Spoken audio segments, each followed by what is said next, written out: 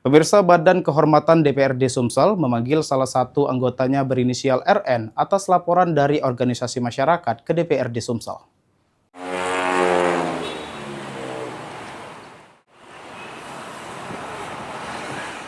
Ditemui di ruangan kerjanya, Ketua Badan Kehormatan atau BK DPRD Sumsel, Zulfikri Kadir, membenarkan jika BK telah memanggil anggota DPRD Sumsel, RN, guna dimintai klarifikasi atas adanya laporan dari salah satu organisasi masyarakat ke DPRD Sumsel. Dalam klarifikasi yang dilakukan BK, RN ditanyakan terkait laporan yang masuk ke DPRD Sumsel. Selanjutnya disampaikan oleh Zulfikri, hasil klarifikasi dilakukan akan disampaikan ke pimpinan DPRD Sumsel.